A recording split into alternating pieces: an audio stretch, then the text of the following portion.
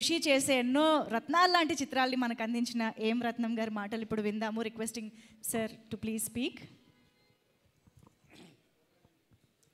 పాత్రికేయులకు అందరికీ నమస్కారం.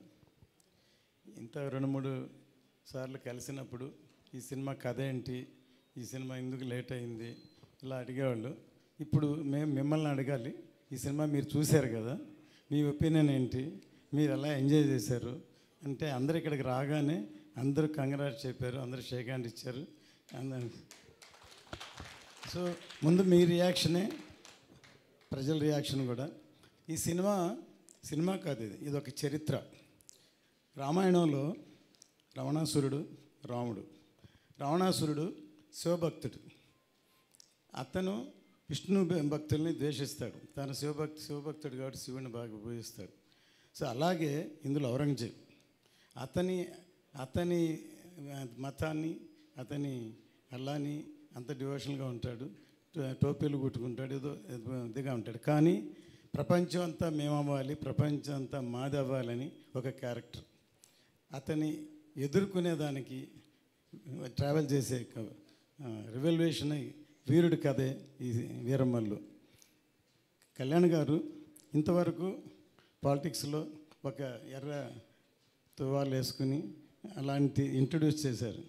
కానీ నిజంగా ఇందులో అసలు చూస్తున్న సింహంలాగా, ఒక యోధుడిలాగా పోరాడే అసలు అంత ఎవరైతే నాకు, ఎందుకంటే ఒక కుర్రాడు పొద్దున్న ఫోన్ చేశాడు విజయనగరం నుంచి, సార్ 40 మంది వెళ్ళి సినిమా చూసాం సార్, అసలు ఏంటి సార్ ఇది సార్ మేము కోరుకునేది కళ్యాణ్ గారిని, ప్రతి సీన్ ఎంజాయ్ చేసాం, ప్రతి సీన్ క్లాప్ కొట్టాం, ప్రతి సీన్ అసలు ఇది చేశారు, ఇవాళ మా మదర్ని తీసుకొని సినిమాకి వెళ్తున్నా, మధ్యాహ్నం మళ్ళీ వెళ్తున్నాను అని ఫోన్ చేశాడు.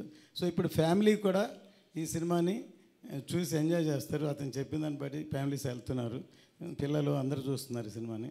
సో ఈ సినిమా ఇంకా పెద్ద హిట్ అవుతుందని రోజు రోజుకి. ఎందుకంటే కొంతమంది యాంటీ వాళ్ళు ఉన్నారు, ఏదో అదే చూస్తున్న యాంటీ ప్రచారం చేస్తున్నారు, అవన్నీ ఎవరు లెక్క చేయరు. ఖచ్చితంగా ఈ సినిమా పెద్ద హిట్ అవుతుంది. కళ్యాణ్ గారి ఇమేజ్, కళ్యాణ్ గారి అసలు ఈ సినిమాలో అసలు ఎంత కష్టపడి యాక్ట్ చేశారు, ఎంత యాక్టింగ్ అంటే ఇందులో ఎంత ఫైట్స్ ఎక్కువ ఉన్నాయి. అందులో 3 క్లైమాక్స్లో ఇంకెవరూ చేయలేరు, 2 చేతులతో వీర విహారం చేశారు.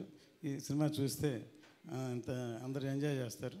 సో పాత్రికేయులందరికీ మీ అందరూ సపోర్ట్ కావాలి, ఇంకా దీన్ని బాగున్నదాన్ని ఇంకా ఎక్కడో తీసుకెళ్ళాలి.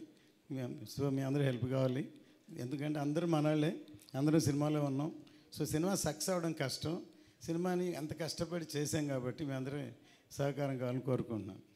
Thank you sir, thank you so much. నిజంగా ఈ సినిమా అన్ని ఏజ్ గ్రూప్స్ వాళ్ళు చూడాల్సిన సినిమా, మరీ ముఖ్యంగా చిన్న పిల్లలు, నెక్స్ట్ జనరేషన్ చూడాల్సిన సినిమా. ఎందుకంటే మనం ఈరోజు ఇంత ఫ్రీడమ్ని ఎంజాయ్ చేస్తున్నాం, మనకి ఏది కావాలంటే అది ఫాలో అవుతున్నాం, ఏది చేయాలనిపిస్తే అది చేస్తున్నాం. కానీ అప్పట్లో